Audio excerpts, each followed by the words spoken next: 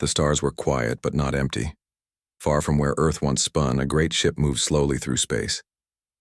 It was called the Arkwright, a massive home to thousands of people who had never seen a planet up close. They were born on ships, raised on ships and trained to live among the stars. Life on the Arkwright was hard but full of purpose. Food came from tanks filled with algae and fish. Lights gave the feeling of day and night, but there was no sun rising over the windows. Most people knew no other life. They worked, studied, and followed orders like their parents before them. In one part of the ship, a young woman named Lila Jones sat hunched over a broken console. Her hands were dirty, her clothes worn, but her eyes were sharp. She was good, with machines better than most.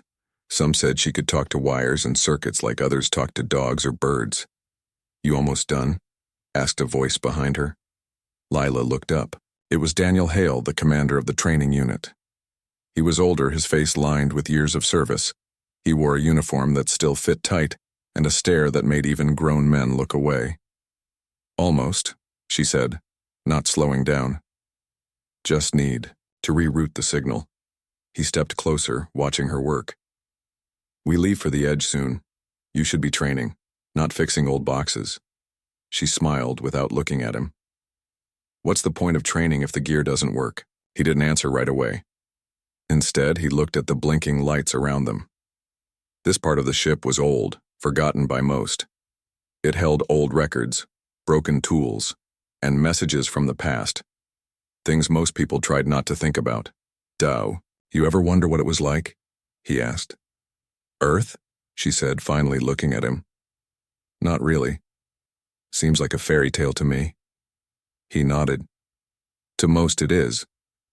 But we remember. We have to." They left the room together, walking through narrow halls and busy decks. Children ran past them, laughing. Workers pushed carts of supplies. Soldiers practiced drills in open spaces. The Arkwright was more than a ship. It was a world. Later that day, Lila stood with a group of young recruits in the training hall. They all wore dark uniforms and listened to Commander Hale speak. "You're the future of humanity," he said, his voice strong. "We were born in exile, but we will not die as strangers to our own home." Some of the recruits shifted uncomfortably. Others stared ahead, unsure what to feel. "For 500,000 years we have lived among the stars," he went on. "We have built new homes, new lives. But we must not forget why we are here." A few murmurs passed through the group. Lila stayed quiet. "Our ancestors fled a dying Earth," Hale said. "Or so we were told. But what if that wasn't the truth? What if something else happened?" He paused, letting the question hang in the air. "Today you go on a mission. Routine, they say. But I want you to keep your eyes open. We may find something out there. Something worth knowing." The recruits saluted and filed out. Lila walked beside Samuel Cruz, a tall man with steady hands and a calm voice. "You believe him?" Sam asked. "About Earth?" She shrugged. "Maybe. Maybe not." "I think he wants us to find something," Sam said. "Something big." They reached the launch bay, where small scout ships waited. Lila climbed into one with Sam, two others, and an older pilot named Margot. As the ship left the Arkwright, the stars opened wide before them.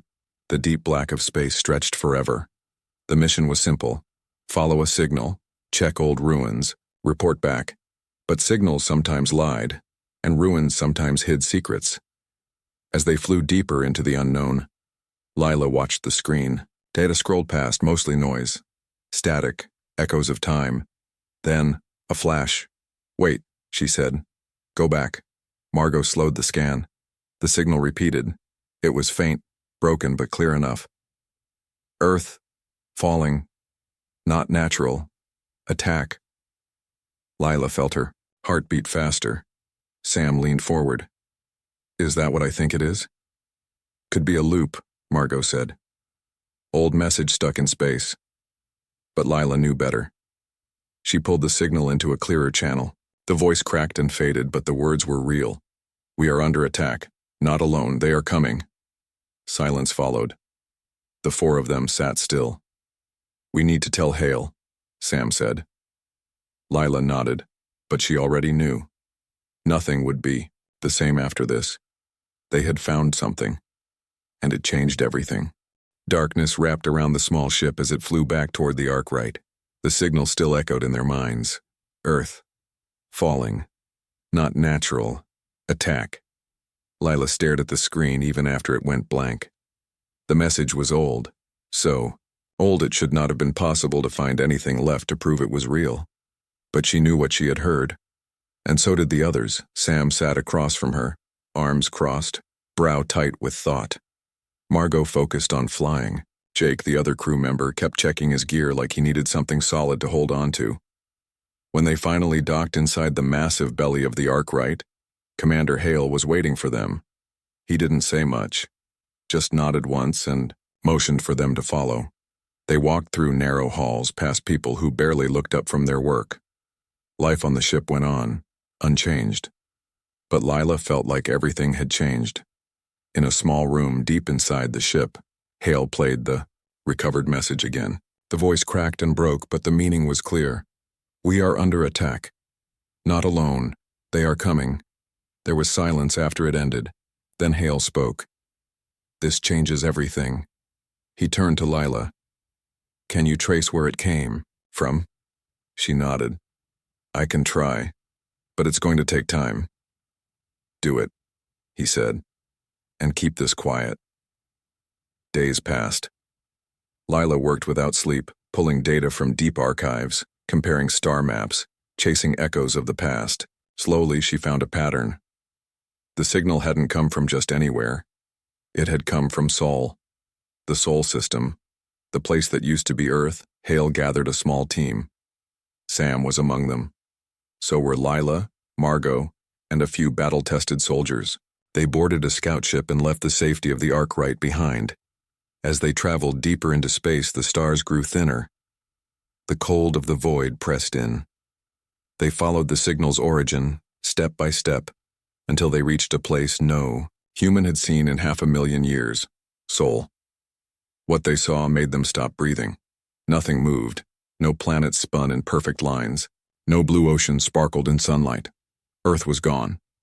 Nothing but dust and broken rock floated where it had once stood. Mars was still there, but not as it had been. Its surface was scarred, burned, covered in strange metal towers that pulsed with dim light. What happened here? Margot whispered. Something bad, Sam said. They landed near one of the ruins. The air outside was thin, almost gone. They wore suits and stepped carefully over broken ground. Inside the ruins, they found things they didn't expect. Human writing. Old symbols carved into walls. Warnings. Stay out. They are still here. Lila touched the carvings with gloved hands. Someone tried to leave us a message. Sam scanned the area. We're not alone. From the shadows, movement, machines, tall, black, with glowing eyes. They didn't speak. They attacked. Bullets bounced off their armor. Lasers cut through the air. Sam fired until his gun ran dry. Lila ducked behind a broken wall, heart pounding. Margot took one down with a grenade. Another fell when Sam hit it with a heavy beam. But more were coming. We need to go, Margot yelled. Sam stayed behind. Go, he shouted at Lila. Get back to the ship, she wanted to argue. Wanted to stay. But he pushed her away. She ran, and watched from the sky as Sam disappeared beneath falling fire. Back on the Arkwright, the survivors told what they saw. Earth was gone, Mars was ruined, and something else was out there, waiting. The machines were not random wreckage. They were built to guard something, or someone. Lila showed Hale the recordings, the symbols, the tech, the enemy. They destroyed Earth, she said. Didn't they? Hale looked older than before. Tired. Yes, he said. And they never left. They called them Zilari. Ancient, cruel, powerful. They had wiped out Earth and taken what they wanted. But they had also left behind signs of fear. Why would they be afraid of us? Lila asked. Hale looked at her, like she already knew the answer. Because we don't give up, he said. No matter how long it takes, we always come back. The next mission was bigger. More ships, more soldiers, more weapons. They weren't running anymore. They were getting ready for war. The news spread fast. Earth was gone, not by accident, but by attack. The Zilari had come, taken everything, and left nothing behind but silence and machines. People on the Arkwright talked in hushed voices. Some didn't believe it at first. Others cried for what they never knew. Many just stared out the windows at the stars, wondering if they would ever be safe. Commander Hale called a meeting with the other leaders across the human fleet. They were scattered across space, living on ships or faraway colonies, but they all shared the same blood, the same history, and now, the same enemy. For hours, they argued over comms. "We should keep moving," one leader said. "Survival is more important than revenge," another replied. "If we don't fight now, we may never get another chance." Hale stood up and spoke last. "We have lived in exile for 500,000 years, he said. "We were born among the stars because we had no home. But now, we know why. Now we know who took it from us." He looked into the camera as if seeing every person watching. Earth was stolen. Our people were erased. And the ones who did it are still out there. A long pause. "So I ask you, do we run again? Or do we show them that humanity is not dead?" Silence followed. Then one by one, the other leaders gave their answer. "We stand with you. We fight. For Earth." Lila stayed busy. She worked day and night in the engineering bay, pulling apart pieces of Zilari tech they had brought back from Mars. She studied how it worked, how it moved, how it thought. It was unlike anything humans built. Part machine, part something else, maybe alive, maybe not. It used energy in ways she barely understood. But she was smart and stubborn. With help from other engineers, she began to find weak points, places where their systems could be broken, weapons that could hurt them. She also found something else. Zilari tech wasn't just alien. It had bits of human design inside it. Old parts. Pieces that matched old Earth records. They hadn't just destroyed Earth. They had taken what they could use. "They learned from us," Lila whispered, "and then they turned it against us." Sam's brother, Marcus Cruz, was given command of a new ship, the Starfire, a powerful warship built from scavenged celery parts and old human designs. He was quiet, like Sam, but colder, harder. He had lost his brother, and he wanted answers. "I won't let him die for nothing," he told Lila when they met. She handed him a data chip. "Then take this," she said. "It might help you find what they're hiding." Training began across the fleet. Soldiers drilled harder than ever before. Pilots flew longer hours. Engineers tested new weapons. The plan was simple. Find the Zilari homeworld and end this. But finding it wouldn't be easy. They had no maps.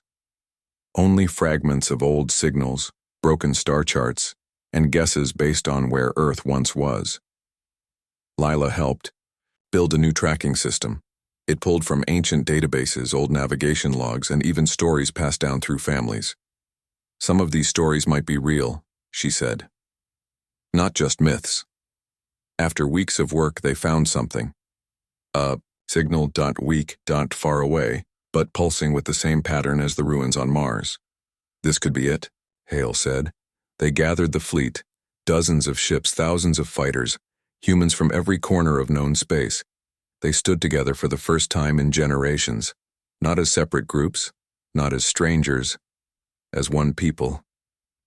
"We go now," Hale said. "For Earth, for our past, for our future." The ships lifted off. Stars stretched around them and they jumped into the dark. They traveled for weeks. Sometimes they stopped to refuel. Sometimes they fought small auxiliary forces trying to stop them. Every battle made them stronger. Every loss made them angrier. Lila stayed on the Starfire, helping Marcus and his crew fine-tune their weapons. She watched as humans fought side by side, not caring where they came from. They were all fighting for the same thing, home. One night, While looking out at the stars, Marcus asked her a question. "What if we don't win?" he said. She didn't. "Look at him. We will," she said. "Because we have to." He nodded. "For Sam," he said. "For all of us," she replied. Outside, the fleet flew on, into the unknown, toward the enemy, toward revenge, toward Earth. The journey was long and hard. Weeks passed as the human fleet moved deeper into space. The stars grew darker. The cold felt heavier. They were going where no human had gone in 500,000 years. Some ships broke down. Some people got sick. Others lost hope, but most kept going.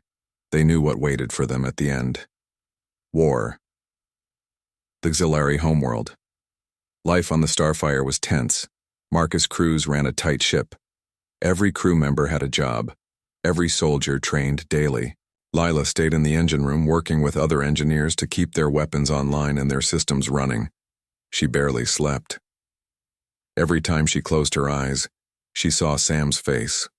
The last moment before he pushed her away, telling her to run. She didn't cry. Not anymore. She worked harder instead. "You need rest," said Jake, one of the pilots. She shook her head. "Rest when we win."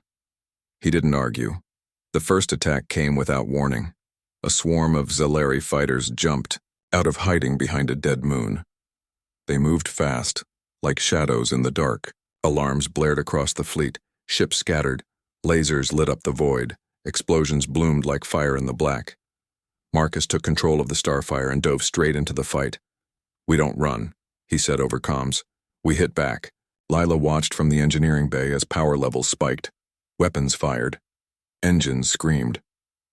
Outside, humans fought for the first time against the full force of the enemy, and they held their ground. After hours of battle, the Xilari pulled back. But not all of them. Some had crashed onto nearby ships. Some had survived the fight. And worse, some had not been Xilari at all. They had been human, or something like it. Captured, changed, turned into spies. Traitors. One of them was named Gregory West. He had worked in the supply bay for months, quiet, helpful, unnoticed, until he wasn't. He opened a locked door and let Xilari tech inside the main computer system. Lila found him just in time. She tackled him before he could send data back to the enemy. Soldiers came running. They pinned him down. He didn't fight. He looked at Lila and said, "We should have never come back." Then he spat on the floor. "They will destroy us all." The council met that night. Hale was there. So were the other leaders. Gregory stood in front of them, hands tied. He didn't beg, didn't lie. He just said again, "We're making a mistake." Hale looked tired. "Maybe," he said, "but we made our choice." The sentence was clear. Death by firing squad. It was done the next morning. No flags, no music, no speeches, just silence. Afterward, Hale spoke to the fleet. "This is war," he said. "There is no room for doubt, no place for betrayal. If you are with us, stand tall. If not, leave now." Nobody left. The fighting didn't stop. More ambushes came. Xilari forces tried to split the fleet. They sent fake signals, tried to trick humans into fighting each other. But the humans were learning. They adapted. Lila helped build better scanners, new ways to detect Xilari tech, even ways to break into their networks. Slowly, they started winning more than they lost. But it came at a cost. Ships fell. Friends died. Families were torn apart. Samuel Cruz's name was spoken often. His sacrifice had not been forgotten. One night, Lila sat alone in the mess hall. The lights were low. Most of the crew had gone to sleep. Marcus walked in and sat across from her. "You okay?" he asked. She nodded. "Yeah." He didn't believe her. "You know," he said, "Sam would be proud of you." She looked at him. "I'm not doing This for pride, she said. I know, he said. But he'd still be proud. They sat in silence for a while. Then he said, We're close. She raised an eyebrow. To the Zillari world? He nodded. We found another signal, stronger this time. Closer. She sat up. Then we keep moving. He smiled. That's what I thought you'd say. The next jump was the longest yet. The fleet lined up in formation. Engines roared, stars stretched, and they flew toward the heart of the enemy, toward the truth, toward revenge, toward home. The Zillari homeworld was not what they expected. It was not a planet like Earth or Mars. It was alive, a huge ball of metal and flesh floating in space. Towers rose like bones, veins pulsed with dark light. The sky above it was full of ships, Zillari ships, waiting. The human fleet stopped at the edge of the system. Every ship stood still, waiting for orders. Commander Hale looked out from the bridge of the Starfire. His face was tired, but his eyes were sharp. This is it, he said into the comms. We end this here. The battle began fast. Zillari ships came in waves. They moved like insects, swarming and striking hard. Lasers lit up the dark. Explosions bloomed like stars born too soon. Human ships fought back. Lasers fired, missiles flew. People screamed. Marcus Cruz led the front line. He pushed the Starfire deep into enemy space, dodging fire, hitting hard. Stay with me, he shouted to his crew. Lila was in the engine room again, hands black with oil and sweat. She kept the power flowing, rerouting energy when systems failed. Outside, the war raged. They landed on the surface after hours of fighting. Not all of them, only some. A small team made it down through the smoke and fire. Sam's brother, Marcus, was among them. So was Leela. They stepped onto the ground and found it was not really ground at all. It felt like skin. Thick, warm, breathing. They had landed on something that was not just a planet. It was a living thing. They followed old maps and broken signals toward the center of the world. The deeper they went, the worse it got. Zillari soldiers waited in the dark, tall, black, fast. They attacked without sound. Bullets hit armor. Grenades exploded. People fell. But the humans did not stop. They fought their way through tunnels, past broken machines, until they reached the heart of the world. A massive chamber. In the middle, a glowing core pulsed with red light. It was not just a machine. It was a mind, the Zillari hive. Lila looked at her scanner. This is it, she said. This is where they control everything. Marcus checked his weapon. Then we break it. They set charges, placed mines, worked fast, but the hive knew they were there. Walls moved, doors closed, the air filled with screams, not from pain, but from thought. Voices filled their heads. You should have stayed away. You do not belong here. You are weak.